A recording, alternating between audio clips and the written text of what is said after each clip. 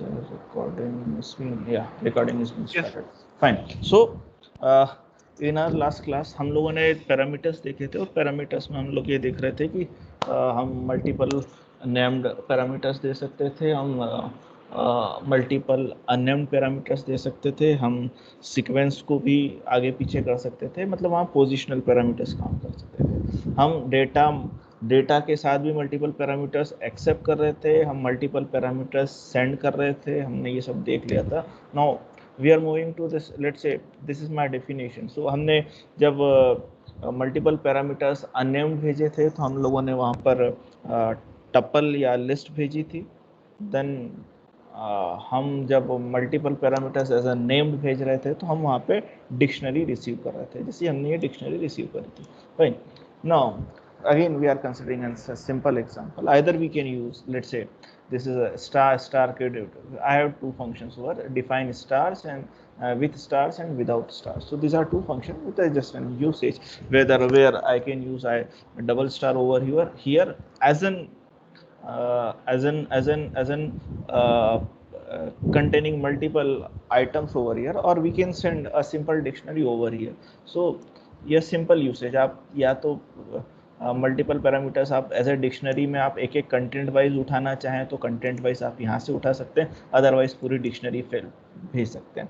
तो यहाँ पर इस फंक्शन के यूसेज में अगर आप देखें तो इस फंक्शन के यूसेज में वो क्या बोल रहा है, वो इस फंक्शन के यूसेज में लेट्स से वो बता रहा था, और मैंने शायद लास्ट टाइम पे हमारे पास स्लाइड भी चली गई थी इसी केस में। तो वो फंक्शन कुछ ऐसा भेजने की कोशिश कर रहा है, let's say with this is with stars, और अगर मैं इसको ऐसा लिखने की कोशिश करूँ, मान लीजिए मेरे पास 3 पैरामीटर्स हैं, तो मैं यहाँ पे ऐसे भेजने की कोशिश करूँ, KWDS this is 0 and KWDS 1 and KWDS 2 and so on. तो हम क्या कर रहे हैं यहाँ पर, हम ये कर रहे हैं कि यहाँ पर एक एक पैरामीटर, उस डिक्शनरी का एक एक पैरामीटर उठा के यहाँ पर भेज रहे हैं। लेट्स से यहाँ पर जैसे KWDS दिया है तो मैंने यहाँ नेम दिया है, तो यहाँ पर KWDS नेम यहाँ पर गया, देन KWDS में यहाँ पर एज गई, एंड अगर उसमें मेरे पास और पैरामीटर्स होते हैं तो यहाँ पर सॉरी और आइटम्स होते हैं इस डिक्शनरी में, तो यहाँ KWDS में चले जाते। नाउ इंस्टीड हम इतनी मेहनत करें, हमको पता है कि हम डिक्शनरी भेज रहे हैं, तो हम क्या कर सकते हैं, हम सिंपल है कि यहाँ पे पूरी डिक्शनरी, जैसे हमारे पास एक डिक्शनरी थी तो हम डिक्शनरी भी भेज सकते हैं। तो this are two different usage, आप जिस तरीके से आप करना चाहें। मेरे हिसाब से दिस आप जब डिक्शनरी भेज रहे हैं तो use this function. Fine. Then so this are different usage, और आउटपुट आपके पास सेम। मैं यहाँ पर एज एन इंडेक्स भेज रहा हूँ, यहाँ पे पूरी डिक्शनरी भेज रहा हूँ। Now this is my parameter practice over here. So let's से हम फंक्शन को यूज करते जाते हैं और आप मेरे को उसके आउटपुट बताते जाएंगे। तो this is again my function, let's say this function story, then I am sending star KWDS, this is just an parameter. तो आप मेरे को ये बताएं कि ये स्टार पैरामीटर यहाँ पर क्या रिसीव कर रहा है? पर नेम्ड पैरामीटर, हाँ, दिस इज एन 0 और more unnamed parameter, sorry named parameters यहाँ एक्सपेक्ट कर रहा है। So I am just returning, I am just returning over here, return once upon a time there was an error. ये slash हमारे पास है कि हम मल्टीपल लाइंस को यहाँ इंक्लूड कर लें। So there once upon a time there was an, so यहाँ पर हमारे पास कुछ होगा। So this is an job, तो जॉब यहाँ पर आएगा, एंड कॉल्ड नेम, तो नेम ही आएगा। Then I am just using the format map. Format map हमने फॉर्मेट फंक्शन यूज करा था सिंपल स्ट्रिंग्स के लिए। Now I am using this as an format map for your particular dictionary. तो हम यहाँ पर प्रिंट कर रहे हैं, प्रिंट क्या कर रहे हैं, एक फंक्शन कॉल कर रहा है, फंक्शन स्टोरी में हमने 2 पैरामीटर, नेम पैरामीटर भेजा है, this is job is king and name is company.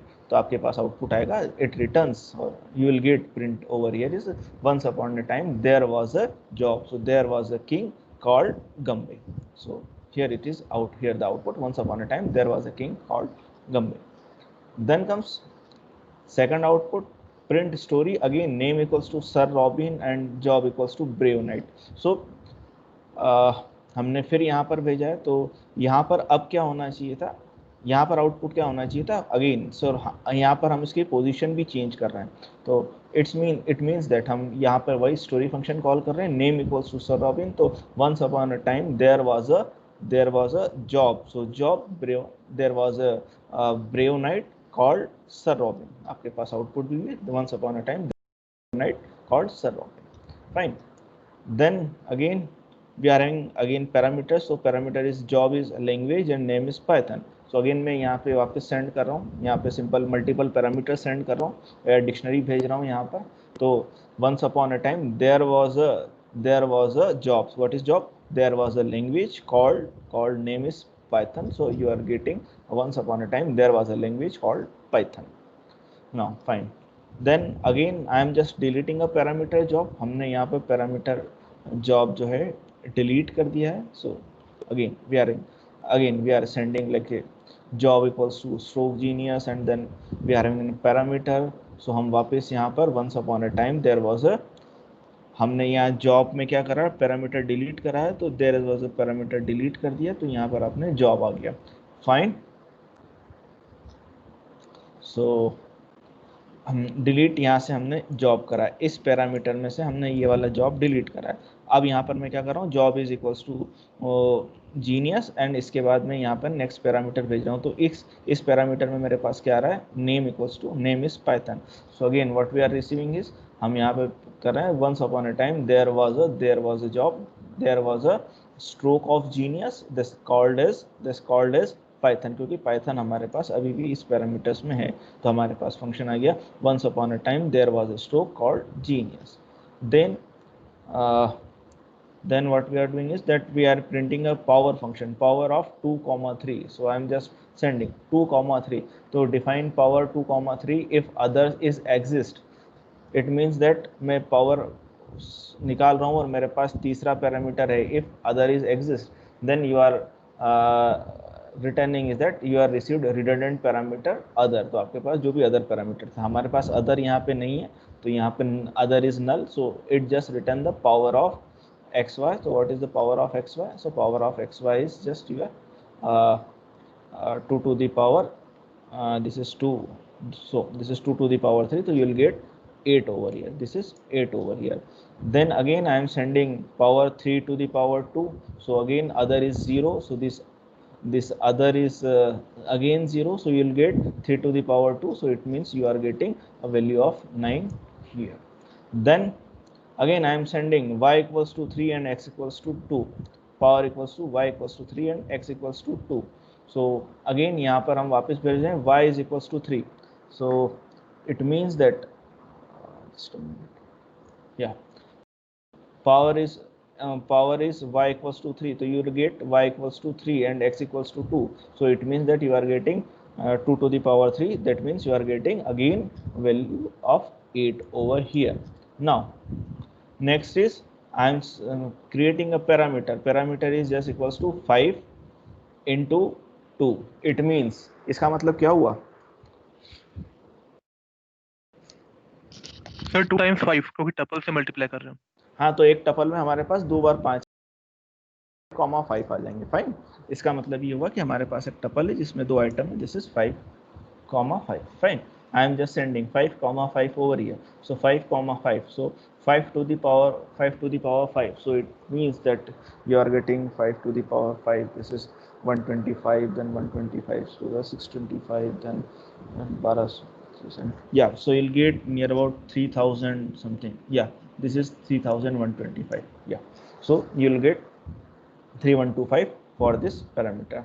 Then again I am just sending power parameter over here, this is just an power parameter, so अब आपके पास यहाँ पर क्या आ रहा है, this is again power parameter, so हाँ, ये तो हमने क्या फंक्शन सेंड कर दिया था, this is 3125, then I am again sending 3 comma 3, so I am just receiving 3 to the power 3, so it means that you are getting 29 and you are again sending an additional parameter, so again here your additional parameter is 2 because this other contains a string that contains hello world or something like that, so it received an redundant parameter other, so you are sending hello world, so you will get you received an redundant parameter hello world, and then you'll return like power of 3 comma 3, it means you are getting 27. So this is your 27 output available here. Now again we are having a function interval 10, so you are printing interval 10. So again this is my function. This is a start, this is a stop, and then this is a step 1. so here again just हमने जैसा range function बनाया था, again this is my range function. तो by default आप अगर एक value डालेंगे, first value डालेंगे, तो this is for your start value. अगर आप दो वैल्यू डालेंगे, सो this is your stop is equals to 2, and otherwise you are getting something like step is equals to 1. so you are sending these values. Fine. so आपके पास range आ गई. if stop is none, it means that if stop is none, fine. so what you are doing, that is stop is not supplied and you are using a default value is none. then your start comma stop, your start equals to, तो stop आपका start जो भी था, अगर आपके पास stop की value नहीं है, इसका मतलब ये है कि आप क्या करेंगे, बाय डिफ़ॉल्ट अगर हम सिंपल सा एक फंक्शन भेजते हैं, लेट्स से मैं यहाँ पर उसको डिफाइन करता हूँ. लेट्स से मैं रेंज के हिसाब से इसको एग्जांपल बताता हूँ. This is range 10. इसका मतलब हम क्या मान के चलते हैं कि हमको 0 से लेकर 9 तक वैल्यू प्रिंट करनी है. तो इस फंक्शन में अगर मैं स्टार्ट करूँ, मैंने यहाँ पर अब इसको मैं इंटरवल फंक्शन से डिफाइन करता हूँ हमारा फंक्शन.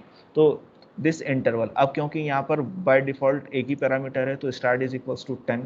देन सेकंड पैरामीटर नहीं है, तो बाय डिफ़ॉल्ट वैल्यू हम क्या बोल देंगे, stop is equals to none.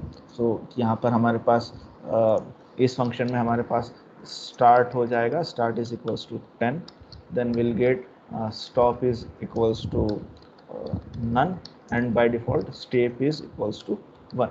Now अब stop, if stop is none, तो हमारे पास स्टॉप इज नन है. तो what we are doing, we are starting with 0 and our end point is 10, because हम यहाँ पर अस्यूम कर रहे हैं कि हम 0 से स्टार्ट करते हुए n पर खत्म करेंगे. दिस इज 10 पर खत्म करेंगे. तो यार start is initialized by 0 and stop contains the value of your start. It means that you are getting, अगर मैं यहाँ पर 10 सप्लाई कर रहा हूँ, it means you are getting stop is equals to 10. That means we are shuffling a parameter. Then I'm just creating a simple list. Then I is equals to start. So I एक loop बनाया, I is equals to start. So I mean initializing this. So this is I equals to 0 while I is less than stop. So I is less than stop मतलब कब तक चलेगा, जब तक ये 10 से कम तक है, मतलब ये 0 से लेकर 9 तक चलेगा. Then result dot append. So यहाँ अपेंड क्या होते जा रहा है, मेरे पास 0 से लेकर 9 तक वैल्यूज अपेंड हो रही है. Then we are getting yes 0 1 2 3 4 5 6 7 8 9. Fine. then again I am sending an interval is equals to 1 comma 5. so this is again interval is 1 comma 5. so it means that you are getting start is equals to 1, then stop is equals to 1 comma 5 था, stop is equals to 5 for your 1 comma 5. so हम इस condition में नहीं आ रहे हैं, तो your start value is just 1, stop is your 5. so what you are getting, you are incrementing again by one value, so you will get like 1 2 3 4. so you will get again here 1 2 3 4 because you are not reaching at the last level because of this condition. Where is, yeah, this is for this condition. Then again we are having an interval 3 comma 12 comma 4. it means that you are sending a 3 comma 12 comma 4. it means that your start is 3, your stop is 12, and your step is 4. so what you will get, you are incrementing by 4, so you will get 3, you will printing 3, or your list contains 3, then you will contain 7, then 11, and so on. so this is your string, this is 3 7 and 11. fine. then you are sending again power star interval 3 comma 7. so this is 3 star interval 3 comma 7. तो अब मैं यहाँ पर star interval 3 comma 7 भेज रहा हूँ. It means that आपके पास क्या आ रहा है, star interval. so you are sending a value star interval over here, like यहाँ पर क्या आना चाहिए बताएं for this function. 3,7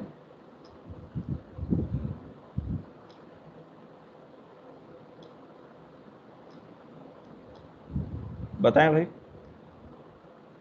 star interval 3,7 मैं समझाता हूँ अगेन।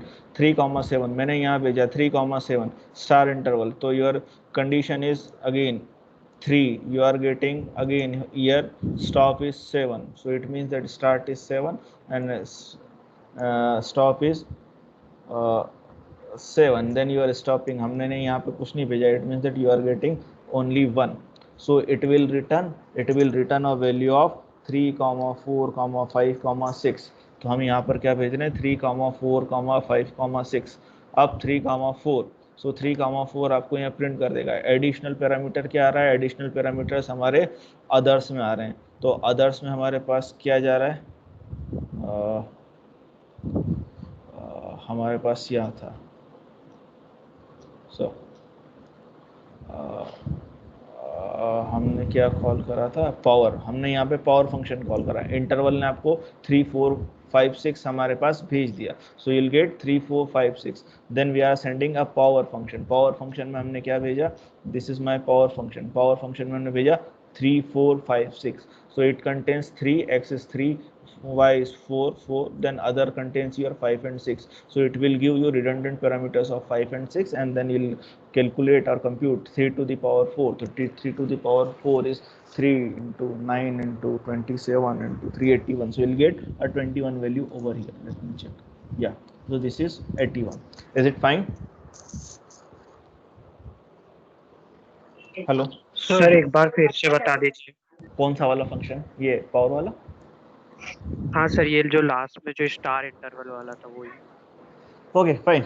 सो मैंने यहाँ पर फंक्शन कॉल करा है। लेट्स से हमने यहाँ पर, अगर इसको मैं ऐसा समझाने की कोशिश करूँगा कि मैंने यहाँ पर लेट्स से मेरे पास अगर आया है कुछ value, this is A is equals to, मैंने कॉल करा है इंटरवल 3,7, देन मैंने कोई फंक्शन कॉल करा है b is equals to power of a, then I am printing the value of b। तो सबसे पहले फंक्शन, क्योंकि सबसे अंदर वाला ब्रैकेट है, सबसे पहले ये वाला फंक्शन कॉल हुआ, तो ये वाला फंक्शन कॉल करा, तो मैंने यहाँ पर भेज दिया again this is my star. So मैंने यहाँ पे इंटरवल से फंक्शन वैल्यू भेज दी, तो ये मेरे को क्या रिसीव करेगा, 3 से इंटरवल दे रहा है, तो it will return 3, 4, so it will return your values like 3, 4, 5, 6। तो इसने मेरे पास, आपके पास ए में क्या आ गया, ए में हमारे पास आ गया 3, 4, 5, 6 अगेन। सो अब ये मेरे पास एक लिस्ट आ गई थी, so I am getting such type of list. So multiple items मेरे को भेजना है, एक लिस्ट में भेज दी मैंने स्टार से, सो दिस इज माय स्टार। अब इस पावर फंक्शन को मैंने पावर फंक्शन चेक करा, पावर फंक्शन हमारे कितने पैरामीटर एक्सेप्ट करना चाहिए, पावर फंक्शन हमारे 3 या 2 से ज़्यादा पैरामीटर एक्सेप्ट कर रहा है, so this is my function. तो I am receiving here is 3, this is 4 and the remaining 5 and 6। तो हमने यहाँ पे चेक करा था the other items are 5 and 6, so I am sending that you receive redundant parameter 5, 6, so you are printing this is 5, 6 and returning a value of 3 to the power 4, so 3 to the power 4 is 81। fine, so this is the computation of your value like over here। Sir हाँ sir जो हमारे पास list आई है 4, 5, 6 वो पूरी ए के अंदर ही assign हो गई। हाँ, तो सर जो वो ए के अंदर असाइन हो गई और ए ही स्टार लगा दिया है, तो वो तो सब पूरा लिस्ट ही अदर्स होगी ना सर, तो बाकी के 2 पैरामीटर्स को कहाँ से मिल गए? पहला मतलब पैरामीटर, दूसरा पैरामीटर, फिर तीसरा, चौथा। तो पहला हमने 3, पहले में बाय डिफॉल्ट 3 गया, दूसरे में 4 गया, देन उसके बाद हमारे पास ये था। अगर मैं यहाँ पर हाँ, तो हमने भेजे कितने, हमने यहाँ भेजे 4 आइटम, यहाँ से हम 4 आइटम भेज रहे हैं। यहाँ ये कितना रिसीव करता है, यहाँ पे भी कितने भी आइटम रिसीव, 2 या 2 से ज़्यादा, तो पहले 2 आइटम को तो ये कैलकुलेट कर लेगा, बाकी को वो बोल रहा है कि मेरे किसी काम का नहीं। 5 और 6 इसी के किसी की काम का नहीं। नहीं, लेकिन सर हमने पूरी जो अदर्स है उसमें तो 3, 4, 5, 6 ही पास किए हैं, क्योंकि अदर ही तो ए है। अदर्स Like, अदर्स में अदर्स ना अदर्स ये नहीं है। अदर्स यहाँ पर हम पैरामीटर भेज रहे हैं, तो यहाँ पे कितने पैरामीटर्स हो सकते हैं, वो सारे ए में जाएंगे।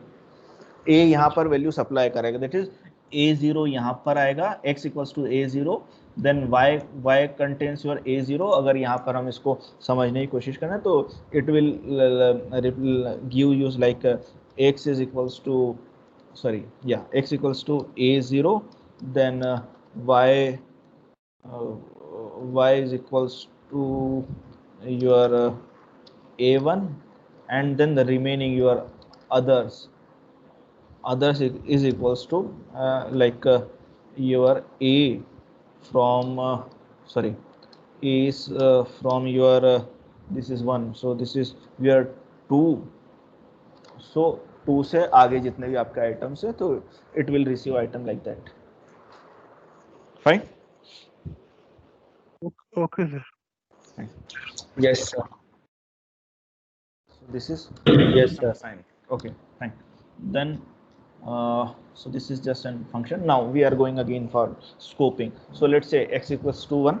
So हम scope check कर रहे हैं. Then we are in function. Let's say s equals to where's. So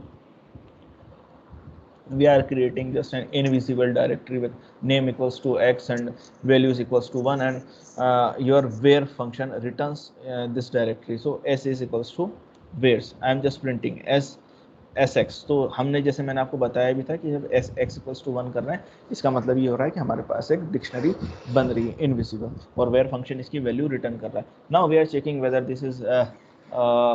this scope is visible और नॉट. सो क्योंकि ये ग्लोबली डिफाइन कर रखा है तो हम x को यहाँ प्रिंट करवाएंगे. Again you are getting a value of 1, then x plus 3 you are getting 4 because this scope is available because these are global variables. Now again we are defining a new function. Let's say function is defining function and your x value is just like 42. I'm assigning value 42.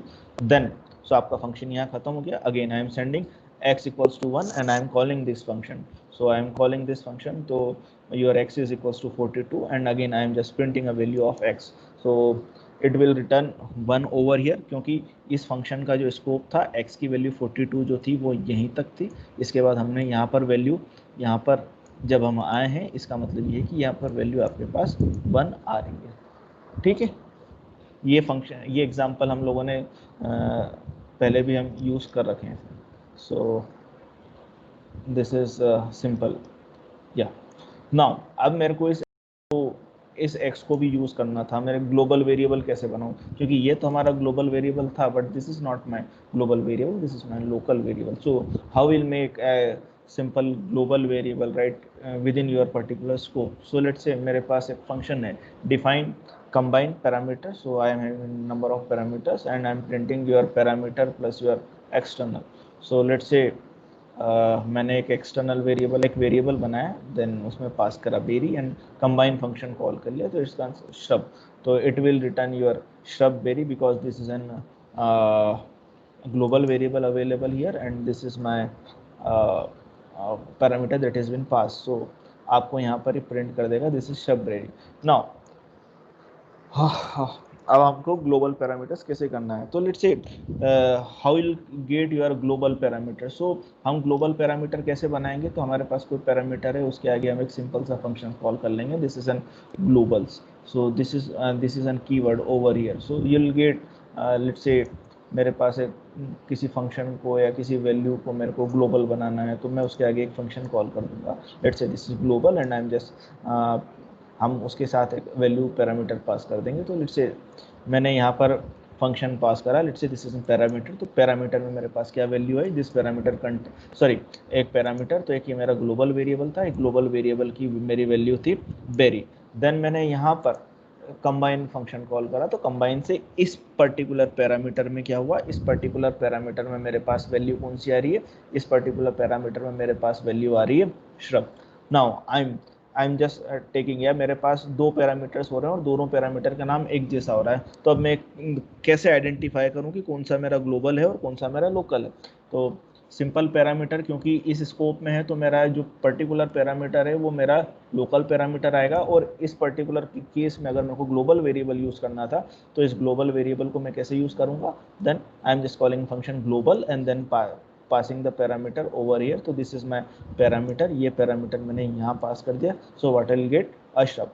तो इस example में भी हम क्या कर सकते थे, इस पैरामीटर में, इस फंक्शन में मेरे पास ये 42 था, 42 पे यहाँ पर x की वैल्यू 1 आ रही थी। यहाँ पर अगर मेरे को चेंज करना होता या मेरे को यहाँ पर ग्लोबल वेरिएबल यूज़ करना होता तो मैं ग्लोबल वेरिएबल को क्या यूज़ करता है, यहाँ पर ग्लोबल्स कॉल कर देता, और जब यहाँ ग्लोबल्स कॉल कर देता तो यहाँ पर मेरे पास वैल्यू आ जाती। सो लेट्स से हम इसका यूसेज देखते हैं। सो this is my x equals to 1.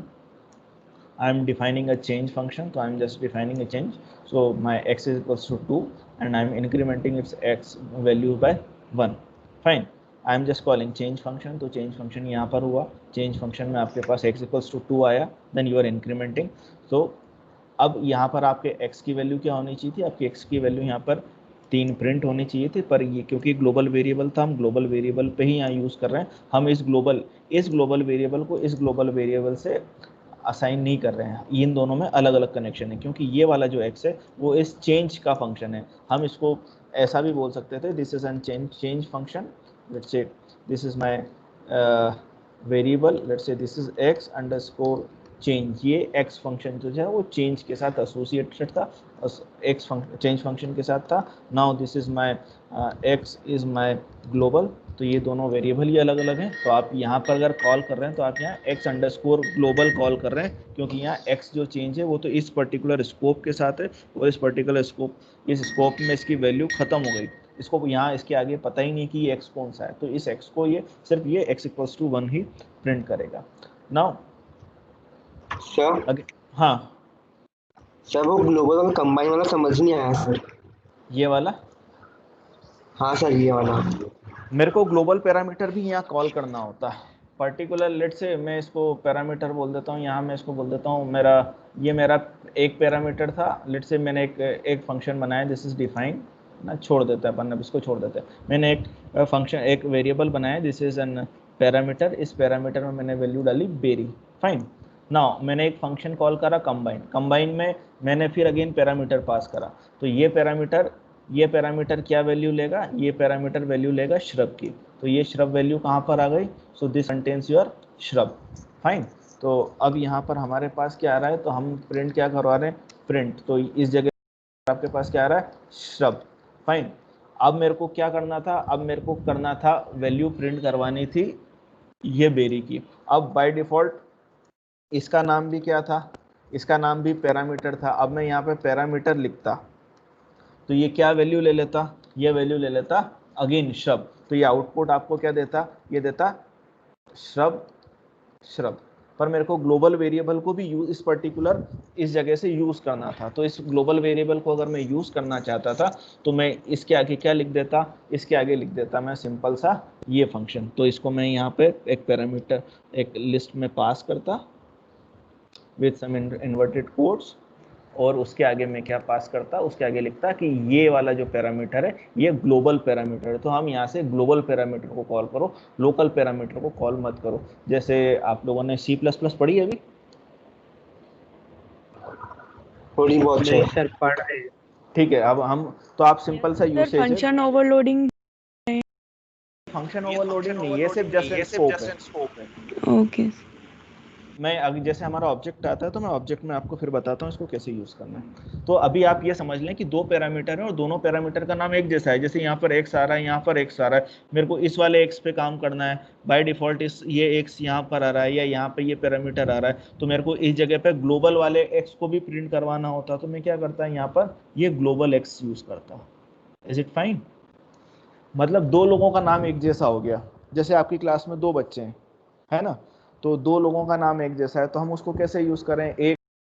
जैसे आपकी क्लास में लेट से एक स्टूडेंट है ABC और एक स्टूडेंट अगेन ABC है, तो बाय डिफ़ॉल्ट मैं एक ABC जो मान लीजिए 4th ईयर में और एक बच्चा जो आपकी क्लास में है ना, तो मेरे को अगर ABC को कॉल करना होता है, लेट से आपकी क्लास में कौन है, मैं कैसे पहचानूँ, एक आध कोई बच्चा जिसका नाम 30 से आपकी क्लास में कोई भानु है, नहीं है। से मैं एक एग्जांपल से देखता हूँ, मेरे पास हर्ष, केशव, माधव, पल्लव, रजत, साक्षी, शशांक। फाइन। सो आपके यहाँ पास एक शशांक शर्मा है, हमारा एक स्टूडेंट भी पास आउट हुआ है, शशांक शर्मा फाइनल ईयर का। So let's check. मैं आपकी क्लास में पढ़ा रहा हूँ और मैंने शशांक शर्मा कॉल करा, तो बाय डिफ़ॉल्ट आपकी क्लास का शशांक शर्मा कॉल होगा। तो बाय डिफ़ॉल्ट यहाँ पे आपका शशांक शर्मा यहाँ पर कॉल हुआ। नाउ अब मेरे को इसी क्लास में से वो जो बच्चा शशांक शर्मा पास आउट हुआ था उसको कॉल करना था, तो मैं उसको क्या बोलूँगा? Let's say CS 2020 pass out, let's say this is global, तो CS 2016 pass out Shashank Sharma. तो अगर मेरे को उस शशांक को कॉल करना होता तो मैं उसके आगे क्या लिखता? उसका पर्टिकुलर कि वो CSB final year 2020 pass out student Shashank, तो वहाँ पर हम क्या लिखते? उसके आगे हम लिखते ग्लोबल। तो इन दोनों के बीच में अगर नाम एक जैसे आ रहे हैं तो हम उसको वैसे कॉल कर सकते थे। अगर इसका नाम यहाँ पैरामीटर नहीं होता, यहाँ पे XYZ होता, तो यहाँ पर हम सिंपल XYZ यूज कर सकते थे। Is it fine sir sir अगर जो ग्लोबल पैरामीटर वो एक से ज्यादा डिफाइन हो तो फिर वो किसको उनके कॉल आगे करेगा? भी ग्लोबल, उनके आगे भी ग्लोबल पैरामीटर। तो देखो ग्लोबल लेवल पे तो एक पैरामीटर एक ही नाम पे होगा ना, एक ही होगा ना। अगर आपने उसको x equals to 1, let's say x equals to 1 बनाया, फिर दूसरी जगह ग्लोबल पैरामीटर में x इक्वल्स टू 3 डिफाइन करा, तो बाय डिफॉल्ट x की वैल्यू क्या हो गई? 3 हो गई। Yes sir fine. ओके तो सर। डिफाइन एक बार होगा, उसके बाद तो वैल्यूज की चेंज होती जाएगी। So this is my simple your exchange, so you'll get a different value.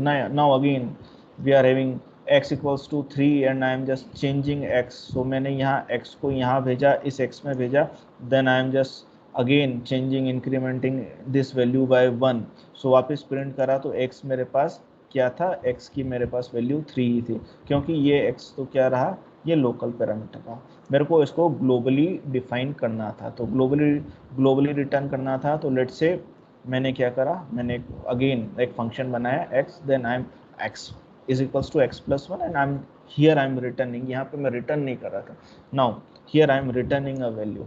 Fine. So I am just giving your x equals to 5 and I am printing the value of change of x 5. So what will return? It returns. So मैंने यहाँ 5 भेजा, मेरे पास यहाँ पर 6 हो गया। I am returning 6, तो I'll get 6 over here, but my still x की वैल्यू अभी भी क्या रही? 5 रही। तो अब हमको क्या करना है? हमको इस ग्लोबल वेरिएबल को बाइंड करना है। कैसे ग्लोबल वेरिएबल को बाइंड करेंगे? अगर हमको उनका स्कोप आइडेंटिफाई करना होता तो हम कैसे डिफाइन करते हैं? Globals then parameter. हमको यहाँ रिवाइंड करना है, तो अब मैं क्या करूँगा? x equals to 1, I am calling this is global x and x equals to 1। Fine. So अब क्या हुआ? x equals to 89, x equals to 89, this is my global variable. Again यहाँ पर भी ग्लोबल वेरिएबल था x इक्वल्स टू 1, यहाँ भी x equals to 89, तो x यहाँ पर डिफाइन हुआ x equals to 1, x equals to 89 हुआ। इसका मतलब मैंने x की वैल्यू अपडेट कर दी 89 से। Now I am calling change, तो this is change function. Change function में मैंने क्या कॉल करा? Global x। तो ग्लोबल x क्या था मेरा? 89 को मैंने इंक्रीमेंट कर दिया 1 से, this is 90 and I am again getting a value of x equals to 90. So this is how your scope works. Is it fine? Fine. Then we are having a nested scopes. एक function के अंदर दूसरा function, या हम scopes को बोल सकते हैं। जैसे C++ में हमारे पास जो कर्ली ब्रेसेस थे, वो कर्ली ब्रेसेस आपके पास स्कोप्स थे। यहाँ हमारे पास इंडेंट्स हैं, इंडेंट्स से हम पता करेंगे कि स्कोप कैसा है। तो again I am using function, this is foo function.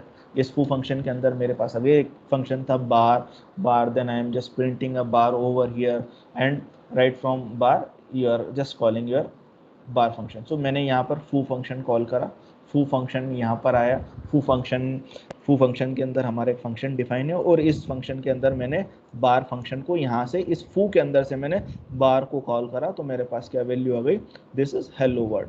इतना समझ में आया? एक फंक्शन के अंदर दूसरा फंक्शन, ये फंक्शन यहाँ डिफाइन करा और इसी फंक्शन में मैंने बार फंक्शन यहाँ कॉल करा है। ठीक है, इट मीन्स दैट foo से आपने बार कॉल करा है। आपके पास दो फंक्शन थे। Now again a simple example, again मेरे पास एक फंक्शन है, this is N multiplier function. उसमें मैंने कुछ फैक्टर पास करे, तो दिस इज माय फैक्टर मैंने यहाँ पे पास करा। Then again I am having a define multiply by factor, तो यहाँ पर मैंने कुछ नंबर कॉल करा, उससे नंबर मैंने रिटर्न करा, this is number into factor. तो नंबर इनटू फैक्टर, क्योंकि इसका स्कोप यहाँ से लेकर यहाँ तक है तो आपका ये फैक्टर यहाँ पर अवेलेबल होगा। सो अब मैंने यहाँ पे फंक्शन कॉल करा मल्टीप्लाई बाय फैक्टर। तो अब मल्टीप्लाई बाय फैक्टर मैंने यहाँ फंक्शन कॉल करा, तो ये फंक्शन कहाँ था, मल्टीप्लायर फंक्शन में।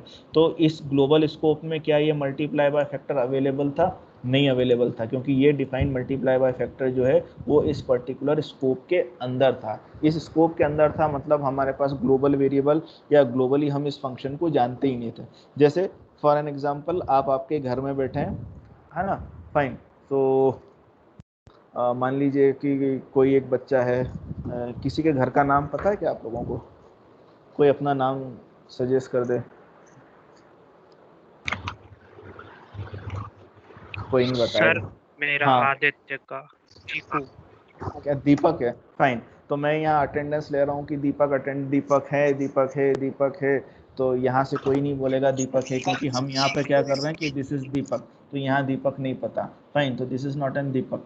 तो ये फंक्शन का स्कोप कहाँ था, ये उसका फंक्शन का स्कोप कहाँ था, उसके घर तक, या उसके पर्टिकुलर उस ये जो मल्टीप्लाई बाय फैक्टर था ये कहाँ से कहाँ तक पता था, ये सिर्फ इस पर्टिकुलर स्कोप के अंदर तक पता था कि ये मल्टीप्लाई बाय फैक्टर यहाँ अवेलेबल है। मतलब आपके घर के अंदर आदित्य को दीपक नाम से बुलाते हैं, मैं सड़क पे मैं यहाँ से आकर चिल्ला रहा हूँ कि दीपक है तो कोई नहीं पहचानता, तो दिस इज अननोन। तो सर मेरे पास यहाँ दीपक आया, नहीं चीकू। अरे जो भी हो यार, ओके ठीक है फाइन। मैं तो सिंपल सा, मैं थोड़ा सा छोटा मोटा नाम देना नहीं चाहता था। चल फाइन, मैं एग्जांपल से बताता हूँ। मेरे बच्चे का नाम, घर का नाम आईसी एंड बाहर का नाम अनुराज। सो मैं वहाँ से टीचर अगर चिल्लाएगा भी कि आईसी है, आईसी है, आईसी है, तो नो, दिस इज कोई रिप्लाई नहीं आएगा। When he will call, let's say Anuraj है तो या रिप्लाई आया, तो this is just N scope. Fine, so this is my scope. अगर मैं यहाँ पर कॉल करता, लेट्स से अगेन यहाँ पर मैं कॉल करता, मैं कैसे कॉल करता, मैं यहाँ पे मल्टीप्लायर फंक्शन कॉल करता। तो यहाँ पे मैं इसको मल्टीप्लायर फंक्शन कॉल करा, this is C equals to multiplier function. तो C equals to multiplier function, multiplier में मैंने क्या कॉल करा, 5 कॉल करा। So what I am passing, तो ये मेरा क्या हो गया, multiplier function.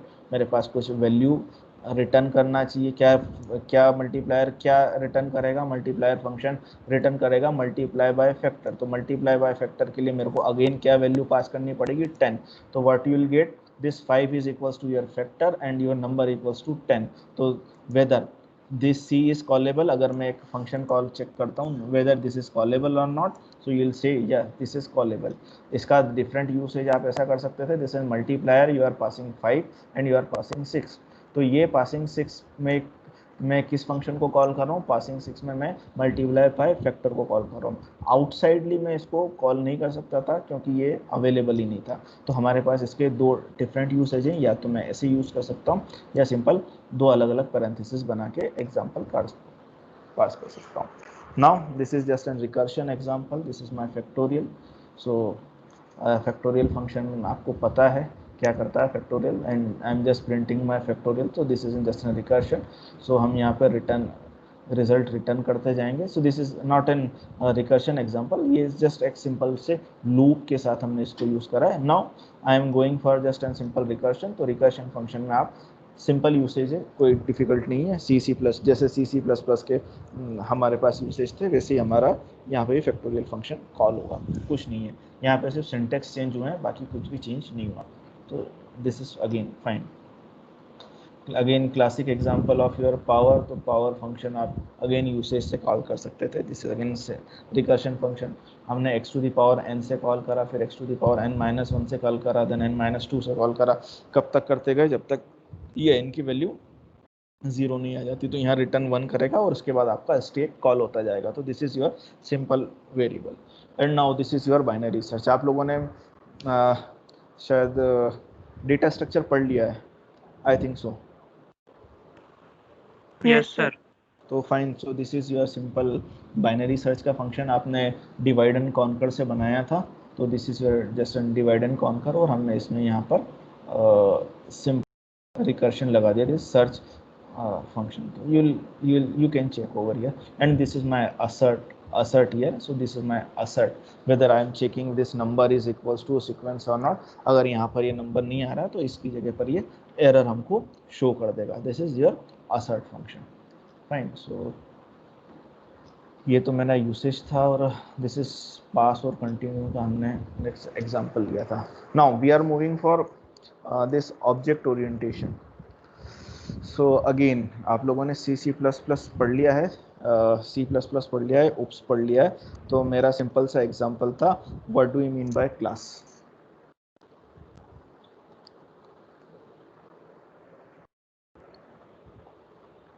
Any responses? What do you mean by class? कोई तो बोल दो.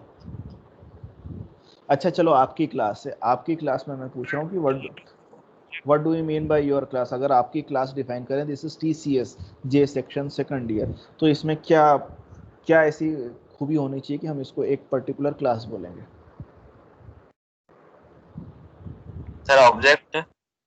ऑब्जेक्ट ठीक है. और बताओ.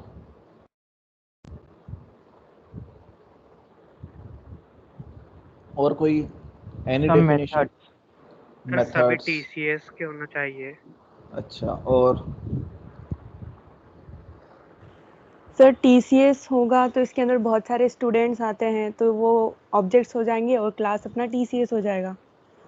तेरी सारी डेफिनेशन ही गलत है तुम लोगों की. चलो मैं सिंपल सी डेफिनेशन बोलता हूँ क्लास की. Class is a collection of real time entities. लिख लो अगर आपको लिखना हो तो. This is standard definition of your class.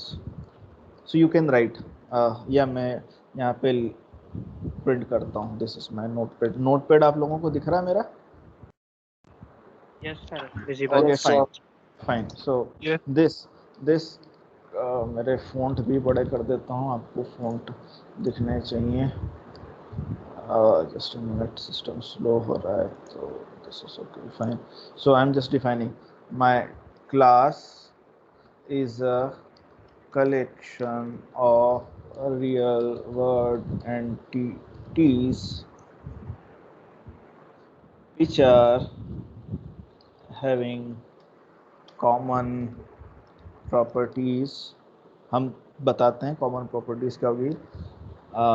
their behavior and semantic relationship in between them. So this is my definition of a class.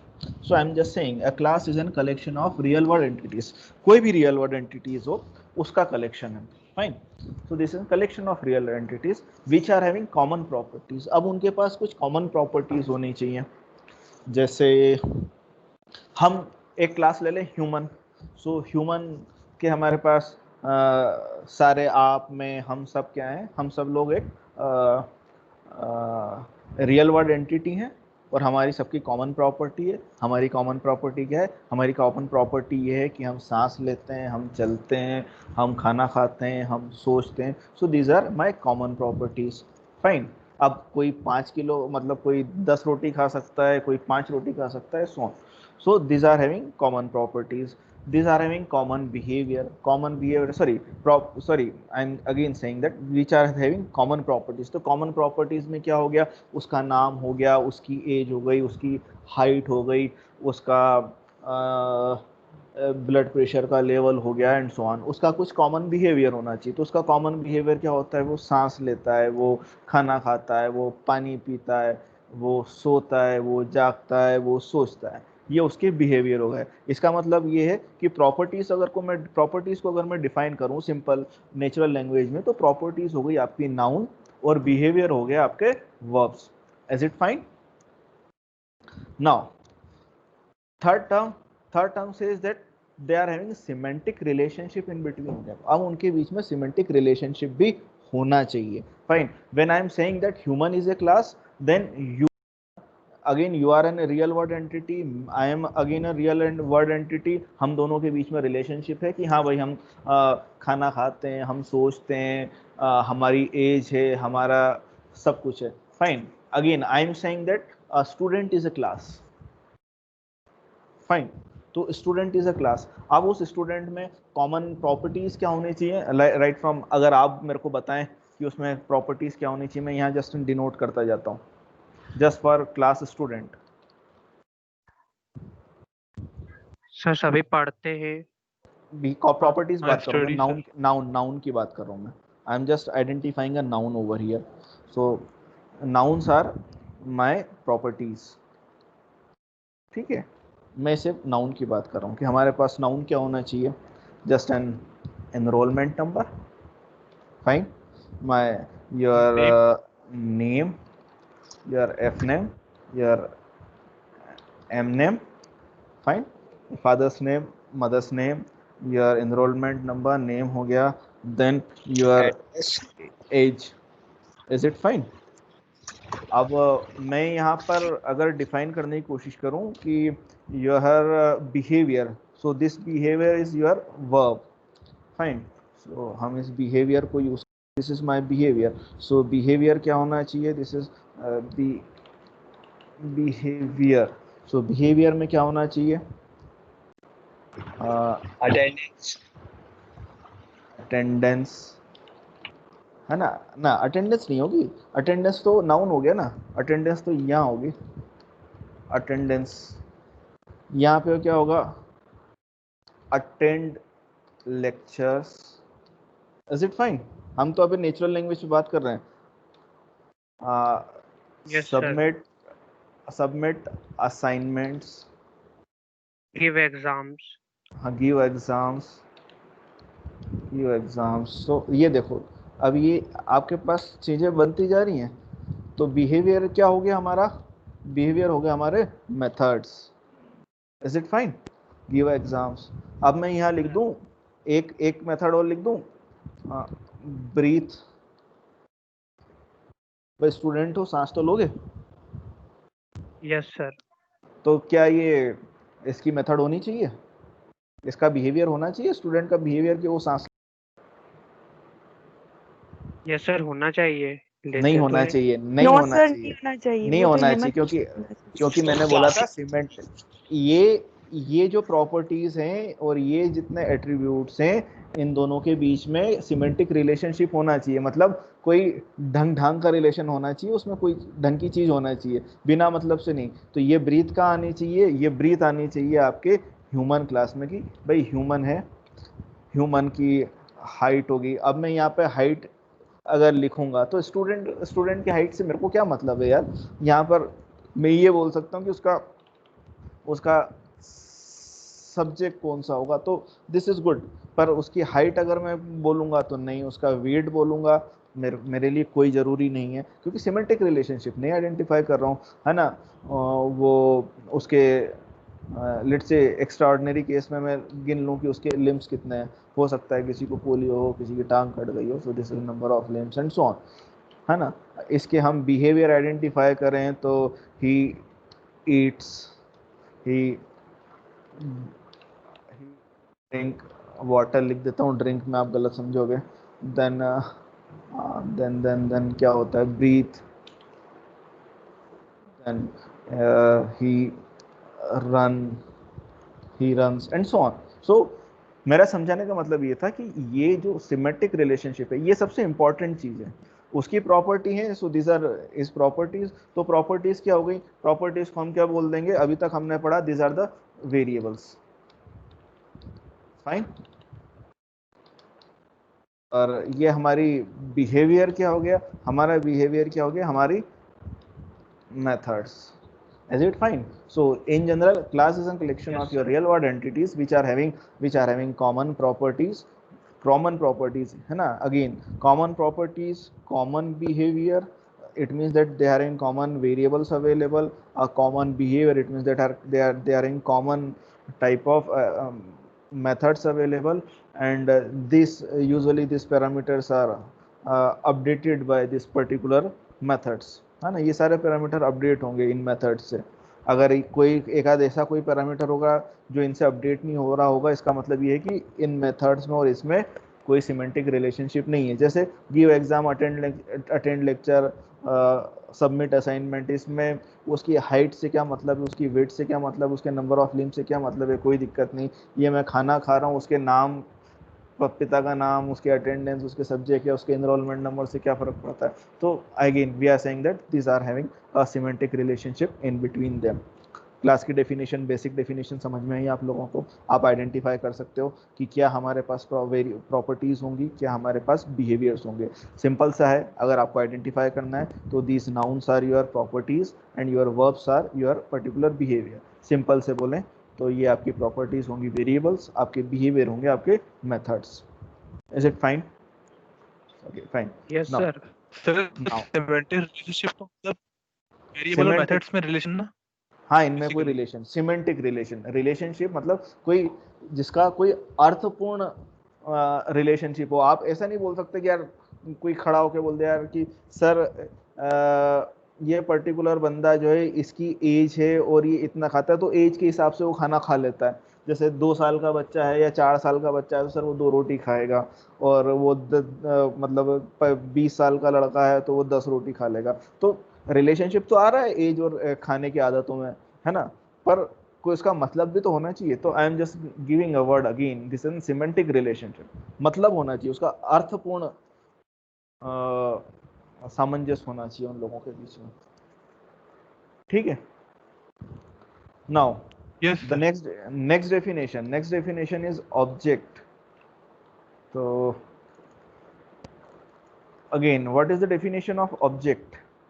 आप लोगों ने पढ़ रखा है, ऑब्जेक्ट क्या होगा?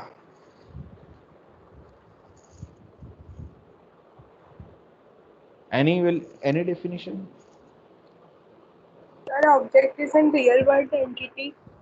हाँ, और okay fine. So object is an real world entity. It is fine. So this is an a real world entity that may be physical, like car, me, you, and so on, है ना, so on. Or it may be an virtual entity like an software, virtual entity like an let's say this is software, or I'm not saying software is a collection of, it collects many objects, but yeah, this is a software or any chemical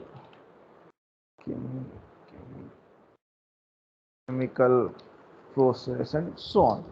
So let's say when I'm saying that student is a class, so Harendra is again student, object of your class, then Aditya is again object of your class. When I'm saying that S triple V, so I am Abhishek is again an object of that S triple V. Again your Rajat Patil is again an object of your S triple V. So this is an object, any real world entity that belongs to an particular class. So these objects have some identity. तो इन object की कुछ identity होगी, वो identity क्या होगी, वो identity होगी उनकी क्लास। तो हम किसी अगर ऑब्जेक्ट को डिफाइन करें तो let's say this is my object, और उसको डिफाइन करेंगे हम, ये मैं ऑब्जेक्ट ओरिएंटेड सिनेरियो के हिसाब से समझा रहा हूँ। Then this is and let's say this is my object name, और उसको उसकी आइडेंटिटी रिफ्लेक्ट होगी हमारी क्लास नेम के साथ।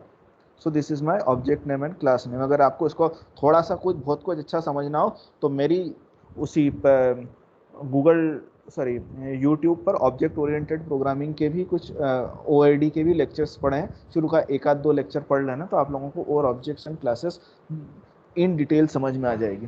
Fine. So this is just object. अब इसको प्रोग्रामिंग के हिसाब से बोलें तो दिस ऑब्जेक्ट, जो एक रटी रटाई डेफिनेशन है, object is run time instance of your particular class.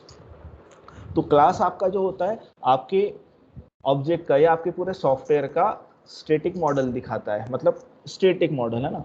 Then object आपका क्या बताता है, जब हमारे पास ऑब्जेक्ट है तो ऑब्जेक्ट की रिलेटेड स्टेट्स होंगी। ऑब्जेक्ट की क्या स्टेट हो सकती है, तो लेट्स से अगेन मैंने बनाया दिस इज एन ह्यूमन, है ना, ये ह्यूमन मेरे पास, अगेन मेरे पास एक क्लास है और इसके ये एट्रीब्यूट्स, हमारे पास एट्रीब्यूट्स और मेथड हो गई।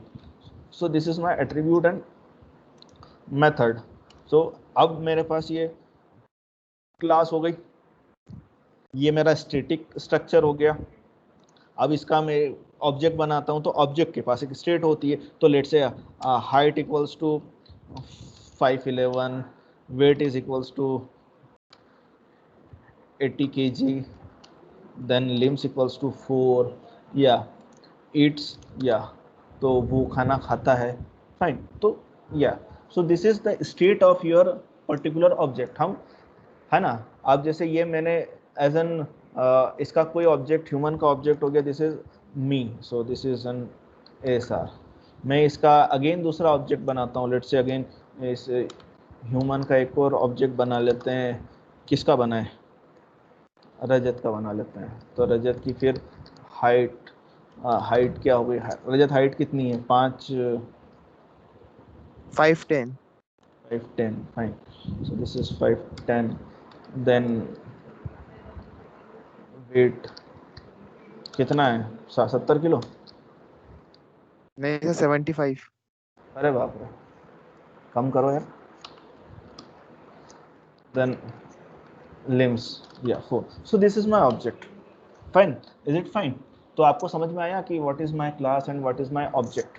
So अगर अपन सिंपल टर्म में बोलें कि मेरे को एक डेटा टाइप डिफाइन करना है जिसमें बहुत सारी वैल्यूज हों, है ना। अभी तक हमारे पास क्या होता था? एक डेटा टाइप, हमारे पास डिफरेंट डेटा टाइप थे।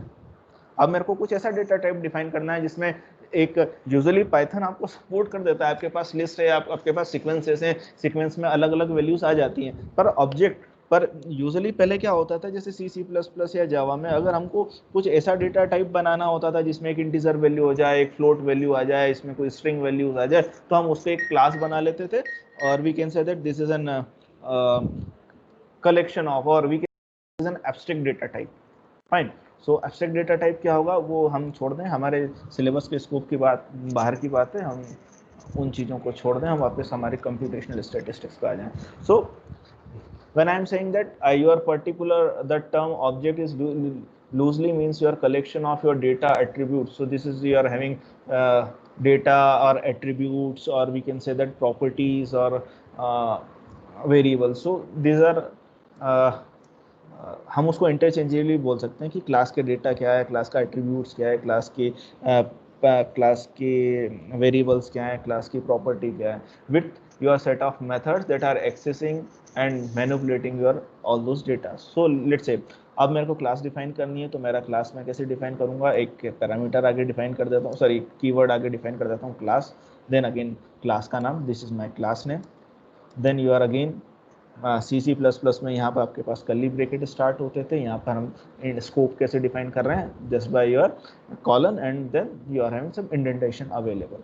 अब उस क्लास में क्या होगा? उस क्लास में आपके पास डेफिनेशन होगी, ये मेरे पास एक मेथड है, एक दूसरी मेथड है, ये मेरी तीसरी मेथड है ना। तो ये मेरा स्टैटिक बिहेवियर बता सकता है। अब इसमें, अब मैं इसका ऑब्जेक्ट बनाने की कोशिश कर रहा हूँ, तो मैं इस ऑब्जेक्ट को कैसे बनाऊंगा? This is A equals to person. So इस क्लास का एक ऑब्जेक्ट बना, फाइन। अब इसको सिंपल सा हम समझने की कोशिश करें कि जैसे हम C++ या जावा में जैसे हम उसमें ऑब्जेक्ट ओरिएंटेशन थोड़ा सा अच्छा यूज़ होता है, तो उसके हिसाब से समझने की कोशिश करें कि जैसे मैंने लिखा सिर्फ इंटीजर a, तो यहाँ क्या होता था C++ या जावा में, लेट्स से जावा, तो जावा में वहाँ पे क्या बनता था, लेट्स से एक इंटीजर नाम की क्लास है, ये इंटीजर नाम की क्लास है, उसमें मैंने एक वेरिएबल बनाया, उस वेरिएबल का क्या करा, उसकी नई मेमोरी एलोकेट करी, किस टाइप की उसकी मेमोरी एलोकेट करी, again this is an integer 32 byte की एक मेमोरी एलोकेट करी। मैंने अगर इसको यहाँ लिखा था a=5, तो यहाँ पर मेमोरी एलोकेट करी और उसमें मैंने वैल्यू असाइन कर दी 5। सिंपल सा यूसेज। यहाँ पे क्या हो रहा है, ये क्लास है, इस क्लास में अभी नंबर ऑफ एट्रीब्यूट्स कितने हैं? यहाँ पे अभी हमारे पास नंबर ऑफ एट्रीब्यूट्स, कितने एट्रीब्यूट्स हैं आपको दिख रहा है? दिस इज अगेन नेम, एक एट्रीब्यूट यहाँ पर अवेलेबल है, fine. So this is a name, और ये भी नेम कहाँ से आ रहा है? नेम भी आ रहा है कहाँ से? नेम भी हम कोई मेथड कॉल हो रही है, उस मेथड के कॉल से हम कॉल कर रहे हैं। तो अगेन दिस इज एक ऑब्जेक्ट बना, ये दूसरा ऑब्जेक्ट बना, मतलब मेमोरी लोकेशन में हमारे पास ये क्लास बनी और क्लास को कोई मेमोरी एलोकेट हुई तो ये कोई मेमोरी एलोकेट हुई, बी के लिए भी कोई मेथड हमने क्लास बनाई तो ये क्लास बनाई और उसकी मेमोरी एलोकेट करी। अब हम चेक कर रहे हैं क्या this A is equals to B, तो मेमोरी लोकेशन है, ये दूसरी मेमोरी लोकेशन है, तो this is again a different name. Now ये सेल्फ क्या है, ये सब मैं धीरे धीरे सब पर आऊंगा, अभी हम सिंपल यूसेज समझें। नाउ ए डॉट सेट नेम, मैंने एक मेथड कॉल करी। अब ये क्योंकि क्लास है, अब क्लास हमको क्या चीजें असाइन करती है, क्लास हमको चीजें देती है एब्स्ट्रैक्शन। सबसे पहले मैंने आपको डिफाइन करा था what is an class. So class is just N abstraction for yourself. So I think मेरे को आप लोगों को कुछ ना कुछ क्लास और ऑब्जेक्ट्स फाइन, सो हम यही समझने की कोशिश करते हैं। So this class particular class, इस क्लास में मैंने, क्योंकि क्लास क्या था, एब्स्ट्रैक्शन। एब्स्ट्रैक्शन मतलब ये क्या चीज़ें प्रोवाइड करता है, ऑब्जेक्ट ओरिएंटेड के आपके 4 एडवांटेज आप लोगों ने पढ़े होंगे। First is abstraction, second one is encapsulation, third one is inheritance and fourth one is polymorphism और मैसेज पासिंग। क्या पढ़ा है आप लोगों ने? सर पढ़ ही रहे अभी तो। अभी पढ़ा रहे हैं? अरे सर तो ये पहले यहाँ दिन पे ही नहीं पहुँचे। अभी नहीं पहुंचे, fine. So I am just again simple, class बन गई, मैंने बोला TCS section J, fine, section J is an class. इसने क्या मेरे को चीजें दी, अगर मैंने बोला सेक्शन J से मेरे पास क्या इंफॉर्मेशन आई, एब्स्ट्रैक्ट वे में मेरे पास एक इंफॉर्मेशन हो गई कि ये क्लास जो है वो TCS से रिलेटेड है, TCS के सब्जेक्ट पढ़ेंगे, इसमें 60 स्टूडेंट है। तो आपको मैंने बोला क्लास सेक्शन J, तो मेरे को क्या एब्स्ट्रैक्ट इंफॉर्मेशन दे दी। इसने सारी इम्प्लीमेंटेशन डिटेल हटा दी, इसने ऊपर से मोटा मोटी तरह की सतहें दिखा दी। मैंने बोला कि ह्यूमन इज अ क्लास, तो आपको एक बार में चीजें समझ में आ गई ऊपर से कि ह्यूमन नाम की चीज ऐसी कुछ होती होगी, है ना। इम्प्लीमेंटेशन डिटेल पर हम नहीं जा रहे हैं, मतलब हम कोडिंग लेवल पे नहीं जा रहे हैं, हम ऊपर से बता रहे हैं कि ऐसी कोई चीजें होती है।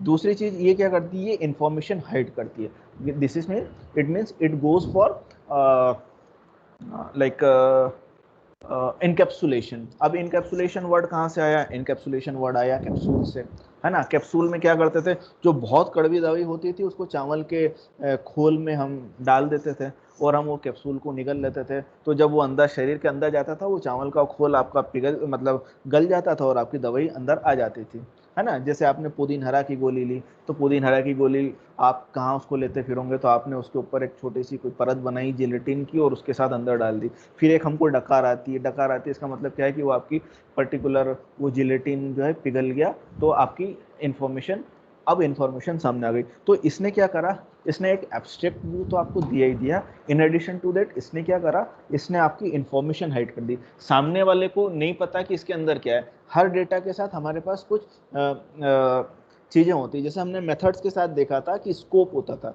स्कोप क्या होता था कि या तो उस पर्टिकुलर फंक्शन के अंदर का होता था कोई डेटा, या पर्टिकुलर हमारे पास एक ग्लोबल फंक्शन होता था, ग्लोबल वेरिएबल होता था। तो ग्लोबल हर जगह दिखता था और यहाँ पर कुछ डेटा जो होता था वो किसी को नहीं दिखता था। अच्छा, आप लोगों ने एक चीज़ और पढ़ी होगी, difference between your procedure oriented programming and your object oriented programming.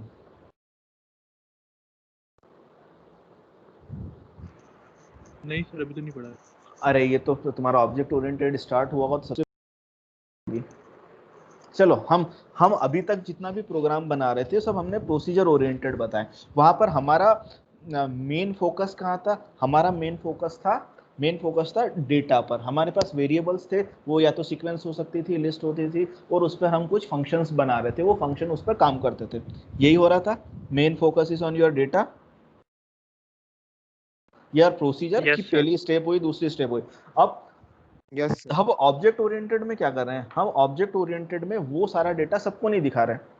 हमने सिमिलर टाइप का डेटा, जैसे मेरा ये है, let's say this is my, है ना, ये मेरा स्टूडेंट है या मेरा ये ह्यूमन है, तो ये मैंने क्या कर दिया, अगर ये हाइट है, वेट है, लिम्ब है, तो मैं दूसरे प्रोग्राम से इनको यूज नहीं कर सकता।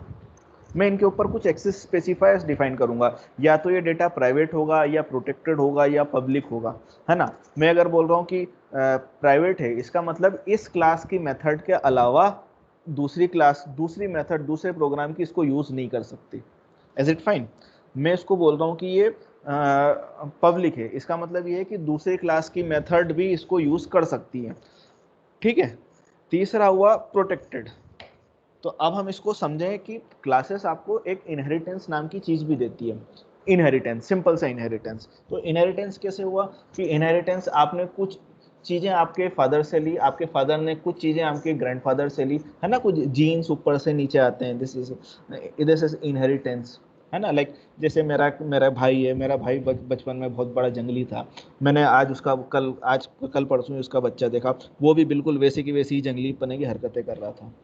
तो हम इसको देख के क्या बोल सकते हैं कि यार जीन्स में उसमें वो सारी जो जंगली जैसी हरकतें थी वो बिल्कुल उसके जैसी ही उसमें आई, है ना। उसको सिखाना नहीं पड़ा कि वो सड़क पे दौड़ेगा, सड़क पे उल्टा होकर खड़ा रहेगा, लोगों को पत्थर फेंकेगा। This is just an by default कि वो वैसा के वैसे ही निकला, है ना। ऐसे ही आपके पास भी कोई चीजें आई होंगी, जैसे आपके ग्रैंडफादर के पास जमीन थी तो वो जमीन आपके फादर के पास आई, एंड बाय डिफॉल्ट उनकी जमीन आपके पास आ गई। सो ये क्या चीजें हुई, आपकी इनहेरिटेंस में हुई। तो हम हमारी क्लासेस भी ऐसे डिफाइन कर सकते हैं। लेट्स से दिस ह्यूमन, ये ह्यूमन एक क्लास है, इसमें ये हमारे पास मेथड्स हैं, ये हमारे पास ये हमारे पास एट्रीब्यूट्स हैं, ये हमारे पास मेथड्स हैं। बाय डिफॉल्ट ये चीज तो हो गई। अब मैं बोलूं कि ये मेरा student, this student is a human, ठीक है, स्टूडेंट इज अ ह्यूमन। तो बाय डिफॉल्ट इस स्टूडेंट क्लास ने चीजें कहां से उठाई, इस स्टूडेंट क्लास ने चीजें कहां से उठाई, इस स्टूडेंट क्लास ने चीजें डिफाइन ली इस ह्यूमन क्लास से। तो बाय डिफॉल्ट इस स्टूडेंट क्लास के पास इसकी जो प्रॉपर्टीज थी ये सारी प्रॉपर्टी तो होंगी, इन एडिशन टू दैट इसकी ये प्रॉपर्टीज भी होंगी, पर इसको यहाँ स्पेसिफाई करने की जरूरत, फाइन। ये सारी चीजें बाय डिफॉल्ट वो ह्यूमन से लेके ही लेगा। तो इसका मतलब ये क्या कर रहा है, ये इनहेरिटेंस कर रहा है, ये चीजें वहां से इनहेरिट कर रहा है। तो अब जैसे मैंने डिफाइन करा है एक्सेस स्पेसिफायर, प्रोटेक्टेड, तो जो क्लास उस क्लास को इनहेरिट करती है उन सभी पे आ जाएंगी। जैसे आपके पापा के पर्स में कुछ पैसा है ना, इनहेरिटेंस है, वो उसको हमने डिफाइन करा प्राइवेट। इसका मतलब ये है कि आपके पापा के अलावा उसको कोई यूज नहीं कर सकता। उन्होंने बताया कि उसको डिफाइन कर दिया प्रोटेक्टेड, या तो आपके पापा यूज कर सकते हैं या आप यूज कर सकते हैं, है ना। इसके अलावा तीसरा बंदा यूज नहीं कर सकता। मैं मतलब उनकी जेब में हाथ नहीं डाल सकता क्योंकि मैं उनके इनहेरिटेंस लेवल में नहीं आ रहा ना। अगर उन्होंने डिफाइन कर दिया दिस इज एन पब्लिक, इसका मतलब ये कि कोई भी उनके बटवे में हाथ डाल के पैसा निकाल सकता है। तो this is just access specifier. तो क्लासेस हमको क्या दे रही है, क्लासेस हमको दे रही है इंफॉर्मेशन हाइडिंग, क्लासेस हमको दे रही है एब्स्ट्रैक्शन, क्लासेस हमको दे रहा है इनहेरिटेंस, क्लासेस हमको दे रहा है पॉलीमॉर्फिज्म। पॉलीमॉर्फिज्म हम देखते हैं कि जैसे मेथड ओवरराइडिंग होती है, तो दिस इज जस्ट पॉलीमॉर्फिज्म। सो अब हम यहाँ क्या कर रहे हैं, हम यहाँ से सेट करते हैं एक मेथड है, मेथड क्या कर रही है, मेथड यहाँ से हम नेम को सेट कर रहे हैं, मतलब मैं यहाँ पैरामीटर्स पास कर रहा हूँ। तो पैरामीटर मैंने पास करा क्या, अभिषेक। सेल्फ क्या होता है, आपने सी पढ़ा होगा, तो आपने सी में पढ़ा होगा दिस पॉइंटर, वो पॉइंटर जो उसी पर्टिकुलर ऑब्जेक्ट को पॉइंट करता है। दिस पॉइंटर याद आया आप लोगों को, मेथड ओवरराइडिंग। हेलो